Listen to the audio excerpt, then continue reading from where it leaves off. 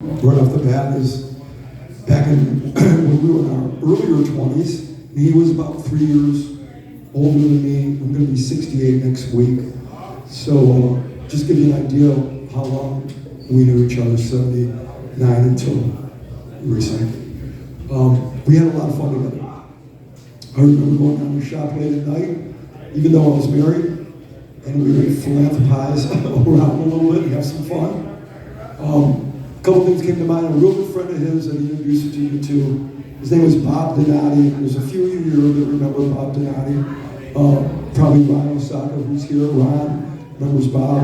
A couple other people do too. Great guitar player, great singer, played with Leif Garrett, played with Rita Ford, was pretty much married to the girl from the Bangles, Peterson, Vicky, I think her first name was.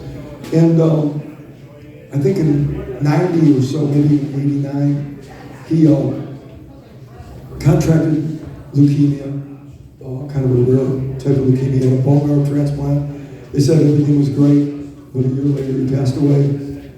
And we had a dedication and ceremony of life for him at a place called Pickwick Pub on Ventura Boulevard. This is like I think 90 or 91. Max was belling up to me with the bar. We looked at each other and go, when we go, instead of having a funeral, we want a celebration of life.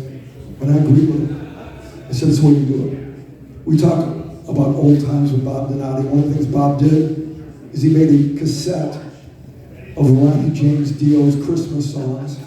He played everything on it, probably along with a couple of the Bangles, and he was the vocals on it, imitating Ronnie James Dio. If Harry came up here, he'd probably do it better than me. But it was basically Ronnie James Dio's Christmas songs, and when it was Silent Night, he'd do it as Ronnie James Dio, so he'd do like, Silent Night. It was just crazy. All of a sudden, every A&R guy that I knew, from Capitol Records to Epic, they wanted a copy of it. Well, when he passed away, we were talking about that Ronnie James Dio Christmas album that he put out as a spoof.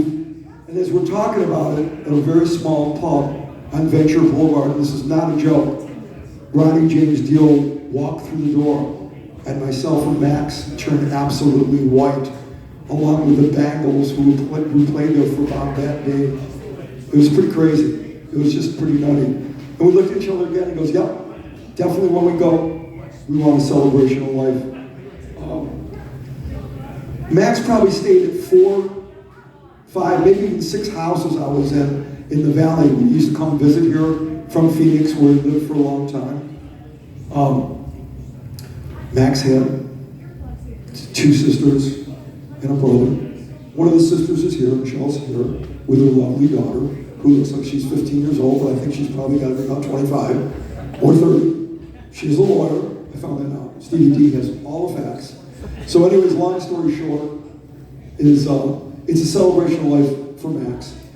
The reason why a lot of us are here, there's Neil here from Orange County. He has a vintage guitar place, and he's in a couple fairly large tribute bands, and I mean almost as large as the bands themselves, because he's a great player and a great guy. And we kind of wouldn't be here in the same mode that we're in right now, unless it was for guys like Peter Max Baranet, who started all of us in the business before there was really vintage guitars. Remember, I started a guitar store in 1973, and it wasn't vintage guitars back then, it was used guitars. The guitars that used to sell for $100 now sell for $15,000 to $20,000. The Sunburst Les Paul, which was a holy grail for $3,000 to $4,000, is now $350,000 to $600,000 easily. And if you were lucky enough to get one of the 19 Explorers made out of Carino, which was actually 38 made, and probably 400 of them are by Max,